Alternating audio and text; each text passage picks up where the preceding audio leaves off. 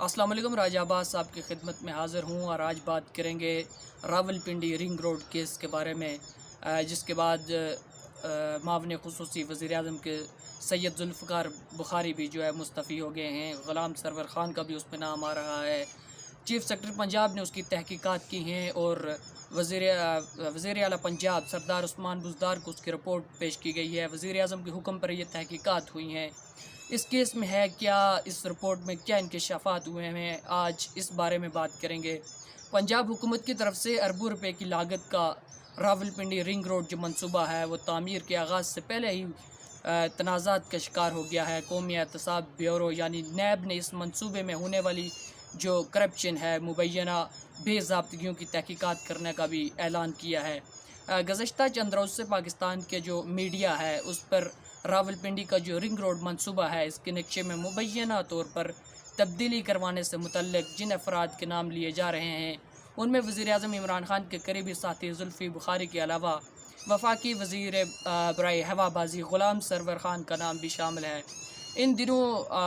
یہ جو دونوں ہیں ان پر مبینہ طور پر اس منصوبے میں ناجائز اختیارات کا استعمال کرنے اور اس سے فائدہ اٹھانے کا الزام عائد کیا جا رہا ہے۔ یہ کیس ہے کیا، کس دور میں شروع ہوا، اس کے بارے میں تھوڑی سی بات کر لیتے ہیں کہ یہ راولپنڈی رنگ روڈ کیس ہے کیا۔ جو اس سے پہلے مسلم لیگ نون کے دور میں راولپنڈی اور اسلام آباد میں جو ٹریفک زیادہ تھی، بڑھتی ہوئی ٹریفک کے جو دباؤ تھا اس کو کم کرنے کے لیے رنگ روڈ کے منصوبے کی جو ابتدائی طور پر منظوری دی گئی تھی، جس کے تحت راولپنڈی کے علاقے رواد سے ایک سڑک تعمیر کی جانی تھی جسے راولپنڈی شہر کے باہر سے ہوتے ہوئے ترنول کی جی ٹی روڈ اور پھر موٹر وے کو ملانا تھا۔ اس رنگ روڈ کی تعمیر سے جی ٹی روڈ سے پنجاب سے صوبہ خیبر پختونخوا جانے والی ٹریفک اور بالخصوص ہیوی ٹریفک نے رنگ روڈ استعمال کرنا تھا، جس کی وجہ سے اسلام آباد ہائی وے پر ہیوی ٹریفک کا دباؤ کم ہونا تھا۔ 2016 میں اس منصوبے پر پبلک پرائیویٹ پارٹنرشپ کے اصول کے تحت اس کی ابتدائی فیزیبلٹی رپورٹ تیار کرنے کے منصوبے پر کام شروع ہوا اور اس منصوبے میں نیسپاک کو بھی شامل کیا گیا، جبکہ راولپنڈی ڈیولپمنٹ اتھارٹی کو ان تمام امور کی نگرانی کی ذمہ داری سونپی گئی تھی۔ رنگ روڈ منصوبے کے حوالے سے نیسپاک کی ابتدائی رپورٹ کو ایشین انفراسٹرکچر انویسٹمنٹ بینک نے بھی منظور کر لیا تھا۔ ایشین انویسٹمنٹ بینک نے آسان شرائط پر اس منصوبے کے لیے $40 کروڑ کے قرضے کی پیشکش کی تھی۔ اس بینک کے ساتھ مذاکرات 2018 میں ہوئے تھے اور 2 سال سے بھی زیادہ کا عرصہ گزرنے کے باوجود دوبارہ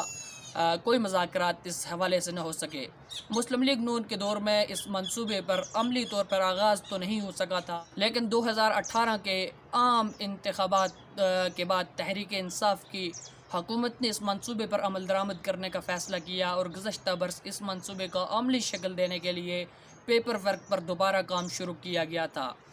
اس منصوبے سے ہونے والی بے قاعدگیوں کے بارے میں جب مقامی میڈیا پر خبریں آئیں تو وزیر اعظم پاکستان عمران خان نے وزیر اعلیٰ پنجاب سردار عثمان بزدار کو اس معاملے کی تحقیقات کرنے کا حکم دیا تھا۔ اس کی تحقیقات چیف سیکرٹری پنجاب جواد رفیق ملک نے کی اور اس کی بے ضابطگیوں کے حوالے سے حقائق کو منظر عام پر لانے کے لیے انہیں یہ ذمہ داری سونپی گئی،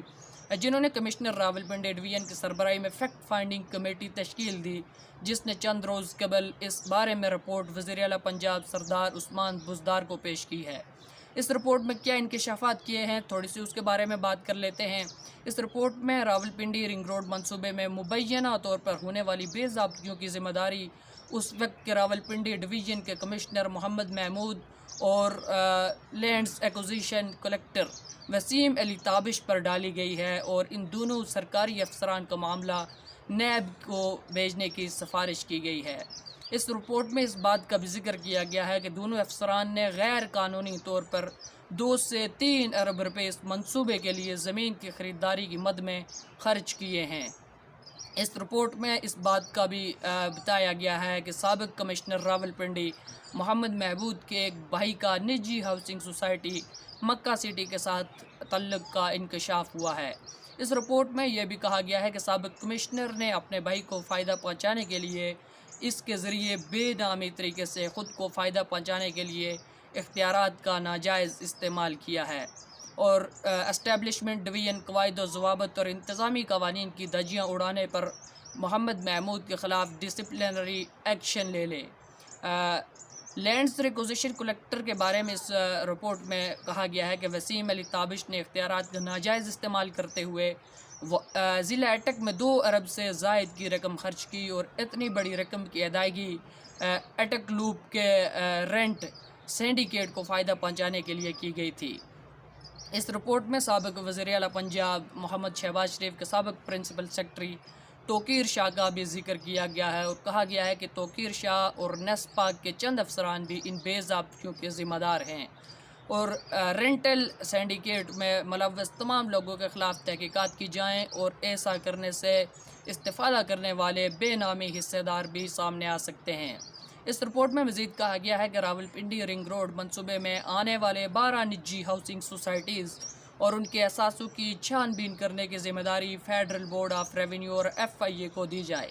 اس کے علاوہ اس رپورٹ میں یہ سفارش کی گئی ہے کہ ان ہاؤسنگ سوسائٹیز میں موجودہ یا ریٹائرڈ افراد جو افسران ہیں ان کی بے نامی حصہ دار ہونے کے حوالے سے تحقیقات کی جائیں، اور اس رپورٹ کی روشنی میں ڈپٹی کمشنر راولپنڈی اور ڈپٹی کمشنر اٹک کے علاوہ ADCRO راولپنڈی، AC راولپنڈی، صدر اور فتح جنگ اور چیف آفیسر فتح جنگ تحصیل کونسل کو تبدیل کر دیا گیا ہے، اور اس رپورٹ میں یہ سفارش کی گئی ہے کہ متعلقہ حکام ان افراد سے ان کی مجرمانہ غفلت اور خاموشی پر ان کا موقف بے ضرور معلوم کریں۔ اس رپورٹ میں فوج کے 2 سابق افسران جن میں میجر جنرل ریٹائرڈ سلیم اسحاق اور کرنل ریٹائرڈ عاصم ابراہیم پراچا شامل ہیں، ان کا بھی ذکر کیا گیا ہے، اور کہا گیا ہے کہ اس معاملے میں قومی سلامتی کے حساس اداروں کے نام استعمال کرنے اور رینڈل سینڈیکیٹ میں ان کے کردار کے حوالے سے بھی معلومات اکٹھی کی جائیں۔ قومی حادثہ بیورو کے chairman justice retired Javed Iqbal نے راولپنڈی رنگ روڈ کے منصوبے میں مبینہ بدعنوانی کے معاملے کی تحقیقات کا حکم DG نیب راولپنڈی کو دے دیا ہے۔ نیب کی طرف سے جاری ہونے والی ایک پریس ریلیز میں کہا گیا ہے کہ نیب اس معاملے کا ہر پہلو سے جائزہ لے گا تاکہ ذمہ داروں کا تعین کر کے ان کے خلاف قانون کے مطابق کارروائی میں عمل لائی جا سکے۔ خاص بات اس میں زلفی بخاری وزیر اعظم کے جو معاون خصوصی تھے اب مستعفی ہو چکے ہیں، اور وزیر ہوا بازی غلام سرور خان کا نام کیوں لیا جا رہا ہے۔ اس رپورٹ میں سیاستدانوں کا ذکر نہیں ہے، تاہم اس حوالے سے وفاقی وزیر برائے ہوا بازی غلام سرور خان اور وزیر اعظم کے معاون خصوصی زلفی بخاری کا نام بھی شامل ہے۔ راولپنڈی حکام کے مطابق جس علاقے سے یہ رنگ روڈ گزرے گی وہاں پر زلفی بخاری کے رشتہ داروں کی کافی زمین اس روڈ میں آتی ہے۔ وفاقی وزیر برائے جو ہوا بازی ہیں غلام سرور خان اس فیکٹ فائنڈنگ رپورٹ پر عدم اطمینان کا اظہار انہوں نے کر لیا ہے، اور کہا ہے کہ اس فیکٹ فائنڈنگ کمیٹی میں شامل 2 افراد نے اس رپورٹ سے اتفاق نہیں کیا ہے، اور نہ ہی ان کے دستخط اس رپورٹ پر موجود ہیں۔ انہوں نے کہا ہے کہ وہ اس معاملے کو منگل کے روز جو کابینہ کا اجلاس ہوگا اس میں اٹھائیں گے، اور وزیر اعظم سے اس بات کا مطالبہ کریں گے کہ اس معاملے کو دوبارہ تحقیقات نئے سرے سے اس کی تحقیقات کروائی جائیں۔ انہوں نے کہا کہ جس علاقے سے یہ رنگ روڈ گزرے گی وہاں پر نہ تو ان کی اور نہ ہی ان کے رشتہ داروں کی کوئی زمین ہے۔ سوموار کے روز ان کی جانب سے جو ایک پریس کانفرنس کی گئی اس کے دوران غلام سرور خان کافی غصے میں بھی تھے، اور انہوں نے کہا کہ اس معاملے پر الزام تراشی کرنے کی بنا پر میڈیا کے کچھ نمائندگان اور حزب اختلاف کی جماعت یا پاکستان مسلم لیگ نون کے رہنماؤں کے خلاف جنہوں نے اس پر رد عمل دیا ہے ان کے خلاف حد کی عزت کا دعویٰ دائر کرنے کا انہوں نے اعلان کیا ہے، اور غلام سرور خان نے کہا ہے کہ سوسائٹی کے کیس کے مالک کے ساتھ ان کا کوئی تعلق ہے تو اس کا ہرگز یہ مطلب نہیں ہے کہ ان کا اس ہاؤسنگ سوسائٹی میں کچھ شیئر ہے۔ پاکستان مسلم لیگ جو اس وقت بڑی اپوزیشن ہے ان کا مطالبہ ہے کہ یہ جو رنگ روڈ منصوبے کی فیکٹ فائنڈنگ رپورٹ ہے جن میں ان افراد کا ذکر ہے ان کا نام ECL میں شامل کیا جائے۔ اپنا فیڈ بیک ضرور دیجیے گا، اجازت